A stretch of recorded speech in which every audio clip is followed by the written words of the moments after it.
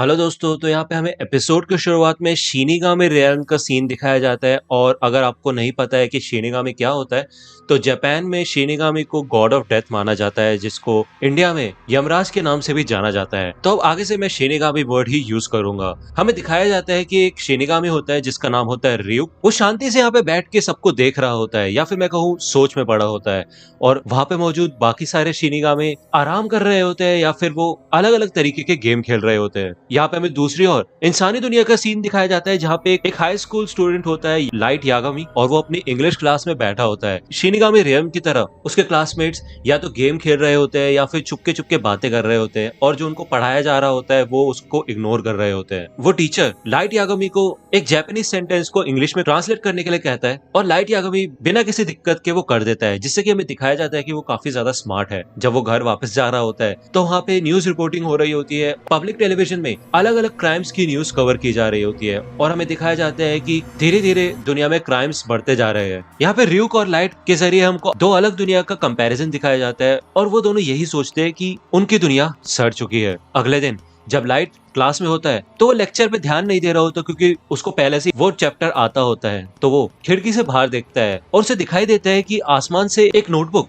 जमीन पे आके गिरती है। जब उसका स्कूल खत्म होता है तो वो देखने जाता है, और वो नोटबुक अभी भी उधर ही पड़ी होती है। जब वो उस नोटबुक को उठाता है और उसका पहला पेज ओपन करता है, तो उस पे लिखा होता है कि तुम जिस भी इंसान का नाम इस डेथ नोट में लिखोगे वो इंसान मर जाएगा। तो यहाँ पे लाइट उस डेथ नोट को बंद करके दोबारा से वहीं पे रख देता है। वो सोचता है कि ऐसा कैसे पॉसिबल हो सकता है, ये जरूर कोई प्रैंक होगा। जैसे कि हम सभी को वो मैसेज आते हैं कि तुम ये मैसेज 12 लोगों को फॉरवर्ड करोगे तो तुम्हारे साथ अच्छा होगा, नहीं तो तुम्हारे साथ कुछ और ही हो जाएगा। लेकिन फिर भी लाइट के मन में क्यूरियोसिटी होती है और उसे जानना होता है। तो वो घर पे वापस जाते वक्त उस डेथ नोट को ले लेता है, और जब वो घर पहुंचता है तो वो उस बुक के रूल्स को पढ़ता है। उसमें लिखा होता है कि जिस भी इंसान का नाम तुम इस डेथ नोट पे लिखोगे वो इंसान 40 सेकंड में हार्ट अटैक से मर जाएगा। उस इंसान का नाम लिखते वक्त तुम्हारे मन में उसकी शक्ल होनी चाहिए, जिससे कि अगर वही सेम नाम किसी और भी इंसान का है तो गलती से वो ना मर जाए। हमें बताया जाता है कि इस डेथ नोट से किसी इंसान को नाम लिखते साथ 40 सेकंड में हार्ट अटैक से मारा जा सकता है, या तो फिर किसी प्रकार के एक्सीडेंट या फिर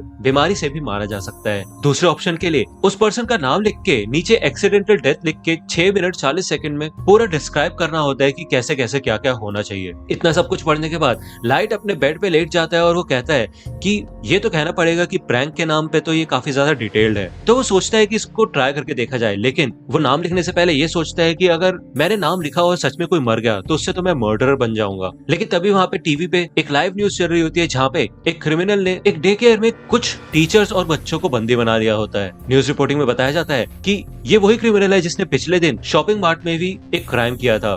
तो यहाँ पे टीवी पे उस क्रिमिनल का नाम और चेहरा दिखा दिया जाता है। तो लाइट उसका नाम और चेहरा देख के उसका नाम डेथ नोट में लिख देता है। वो 40 सेकंड वेट करता है, लेकिन उसके बाद भी कुछ नहीं होता। वो बस टीवी बंद ही करने वाला होता है, लेकिन तभी हमें दिखाया जाता है कि सारे के सारे हॉस्टेजेस और टीचर्स बिल्डिंग से बाहर निकलने लग जाते हैं, और उनको कोई भी चोट वगैरह नहीं लगी होती। यहाँ पे हमें कंफर्मेशन दी जाती है कि किसी भी अथॉरिटी ने उसको शूट नहीं किया, और हॉस्टेजेस ने यही बताया कि वो सीधा गिर गया था। तो यहाँ पे लाइट समझ जाता है कि उसको हार्ट अटैक आया है, और लाइट काफी ज्यादा चौंक जाता है। जिसके बाद वो सोचता है कि जरूर ये एक इत्तेफाक ही होगा। अगर ऐसा है तो उसको दोबारा से डेथ नोट को इस्तेमाल करके देखना होगा। यहाँ पे जब वो अपने क्राइम स्कूल में होता है तो वो देखता है कि एक लड़का है सूडो, जो कि उनके स्कूल का बुली होता है, यानी कि वो बच्चों को परेशान करता है, और वो एक लड़के से उसके पैसे भी मांग रहा होता है। लाइट यही सोचता है कि अगर ऐसा कोई इंसान दुनिया से गायब भी हो जाए तो क्या किसी को कोई फर्क पड़ेगा। लेकिन लाइट यही बोलता है कि उसको ऐसे लोगों को मारना अवॉइड ही करना चाहिए जिनको वो जानता है। जब वो घर वापस जा रहा होता है तो वो देखता है कि एक मोटरसाइकिल गैंग एक लड़की को परेशान कर रही होती है और उसके साथ छेड़छाड़ कर रहे होते हैं। लाइट एक शॉप में चला जाता है, और जब वो जा रहा होता है तो उसे सुनाई देता है कि उस गैंग के लीडर ने अपना नाम बताया होता है, टाकुओ शिबुइमारू। जब लाइट दुकान के अंदर आ जाता है तो वो टाकुओ का नाम अलग अलग स्पेलिंग्स में लिख देता है, क्योंकि डेथ नोट में लिखते समय स्पेलिंग भी एकदम एग्जैक्ट होनी चाहिए। अब क्योंकि उसने लीडर के मुंह से उसका नाम सुना था, तो वो जितने भी उसके कॉम्बिनेशन हो सकते थे हर तरीके से उसका नाम उसने डेथ नोट में लिख दिया होता है। जिसके बाद लाइट उसके आगे ट्रैफिक एक्सीडेंट लिख देता है, और 40 सेकंड बाद जब वो लड़की उनसे बच के भाग जाती है तो टाकुओ अपनी बाइक से उसका पीछा करता है, लेकिन वहां पे एक ट्रक आ जाता है और वो टाको को उड़ा देता है, जिससे कि टाको का एक एक्सीडेंट हो जाता है। यहाँ पे लाइट को पूरा यकीन हो जाता है कि डेथ नोट असली है और काम करती है। वो 2 लोगों को मार चुका होता है और इसके बाद उसका दिमाग घूमने लग जाता है। उसको काफी डिप्रेसिंग फील होता है कि उसने ये क्या कर दिया। यहाँ पे हमें शिनिगामी रियान का सीन दिखाया जाता है और यहाँ पे ryuk बाकी शिनिगामी को बताता है कि उसने अपनी डेथ नोट गिरा दी है। तो बाकी शिनिगामी ryuk के ऊपर हंसते हैं और वो कहते हैं कि तुम हमेशा मुसीबत में पड़ जाते हो, तो तुमने उस डेथ नोट को कहाँ पे देखा था? तो ryuk बताता है कि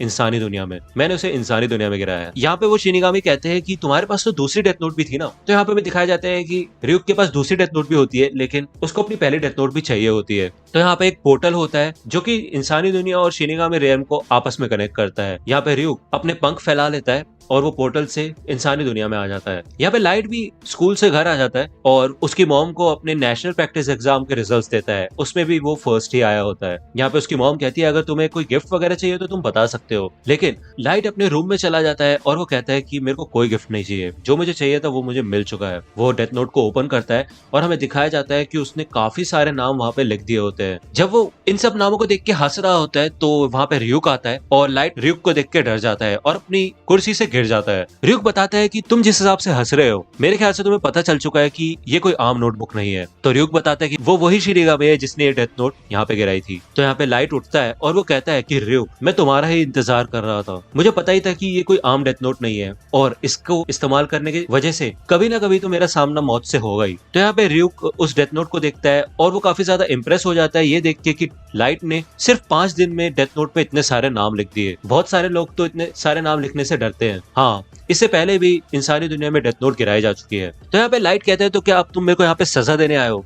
तो ryuk कहते हैं क्या सजा, कैसी बातें कर रहे हो तुम? एक बार डेथ नोट इंसानी दुनिया में गिर जाए तो ये यहीं की हो जाती है। इसका मतलब ये डेथ नोट अब तुम्हारी है और अब चाहे तो तुम इसको किसी भी तरह यूज कर सकते हो, और अगर तुम ये डेथ नोट नहीं यूज करना चाहते तो तुम ये किसी और को दे दो, लेकिन उसके बदले मुझे तुम्हारे दिमाग से इस डेथ नोट की सारी मेमोरीज मिटानी होंगी। और मैं तुम्हें एक बात बता दूं, जो भी लोग डेथ नोट का इस्तेमाल करते हैं वो आत्मा की शुद्धि के लिए ना ही नर्क जा पाते हैं और ना ही स्वर्ग, और जब समय आएगा तो मैं अपनी डेथ नोट में तुम्हारा नाम लिखूंगा। तो ryuk लाइट से पूछते हैं कि ये बताओ कि तुमने सबको हार्ट अटैक से मारा, लेकिन सिर्फ दूसरे क्रिमिनल को ही तुमने एक्सीडेंटल डेथ क्यों दी थी? तो लाइट बताता है कि अगर सारे के सारे क्रिमिनल सिर्फ हार्ट अटैक से ही मरेंगे तो जल्द ही लोगों को पता चल जाएगा कि कोई जानबूझ के ऐसा कर रहा है। ये उसी की रिस्पॉन्सिबिलिटी है कि वो दुनिया में से सारी बुराइयों को खत्म करे, और जब लोगों को ये समझ आ जाएगा कि कोई उन्हें हमेशा देख रहा है और उन्हें बुरी चीजें नहीं करनी चाहिए, तो सारे के सारे लोग सुधर जाएंगे और अच्छी जिंदगी जिएंगे। तो यहाँ पे ryuk कहता है कि अगर तुम ऐसा करोगे तो लाइट, पूरी दुनिया में सिर्फ तुम ही अकेले बुरे इंसान बचोगे। तो लाइट कहता है नहीं, ऐसा नहीं होगा, क्योंकि मैं पूरी जापान के सबसे बेस्ट स्कूल में पढ़ता हूँ और उसमें भी टॉपर हूँ, और मैं भगवान बनूंगा उस नई दुनिया का। तो यहाँ पे ryuk काफी ज्यादा सेटिस्फाई हो जाता है और उसे